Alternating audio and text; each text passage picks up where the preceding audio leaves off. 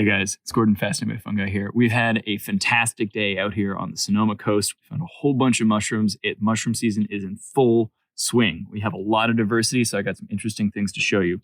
There was a ton of Swillus mushrooms out there. So these are slippery jacks.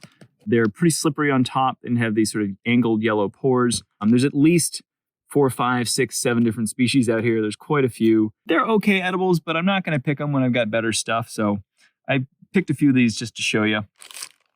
We've got a few, I think these are Xerocomus Boleads. I go back and forth on what these might be, but I think the suede tops and these sort of angle yellowed pores that stain blue a little bit are Xerocomus. It could be an Oreo Boletus too, but I got to go check my guidebooks to make sure. We have these beautiful brown beauties. These are the Queen Boletes. Yes, Queen. They have white pores to begin with that turn a little more yellow as they get older, but they have these very brown, sort of leathery, shiny brown tops, and they're very, very dense. They have great textures. They're really good edible mushrooms. We've also got King Boletes here. So this is Boletus etilis. This is the Queen Bolete. So you can see a distinct difference in the color of the caps.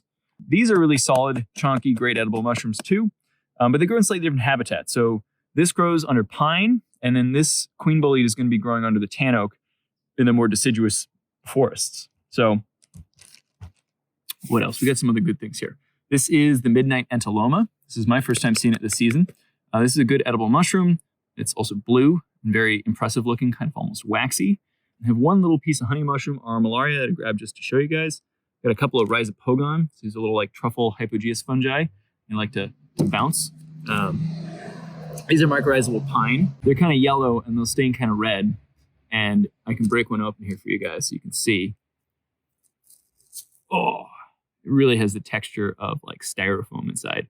You can eat these, but like I said, it has the texture of styrofoam. So we've got a couple of oyster mushrooms here. This is Pleurotus pulmonaris. This is the California oyster that we see all over the place. We've got another piece of Midnight Enchiloma over here, and a bit of a grisette. So this is one of the gray Amanitas, Amanita vaginata section. So it has these striations on the edge and a hollow stipe and a sort of a skull cap on here that you can rub off. We've got Romeria aureospora, the red pink coral. There's another coral here. This is Romeria formosus. This one's not edible, but it has sort of beautiful tips. We have these orangey greenish mushrooms here. So these are Lacterious deliciosis, and part of the group of Lacterious deliciosis. You go back and forth on whether or not they're good edibles. And then we've got the king of mushrooms, other than King Bolete, we have the Kakora, which are these beautiful yellow amanitas with a thick white cap on top, which you can peel off easily. And that's a big distinguishing feature as to when you find this mushroom. If you can't peel a cap off easily and this thick white veil, it's not a Kakora. Kakora, like the other vaginatas, have striations you can see on the margin of the cap.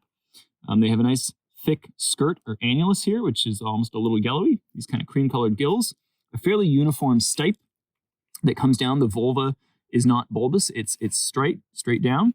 And the caps themselves are kind of hollow and pithy. So I can show you part of one here.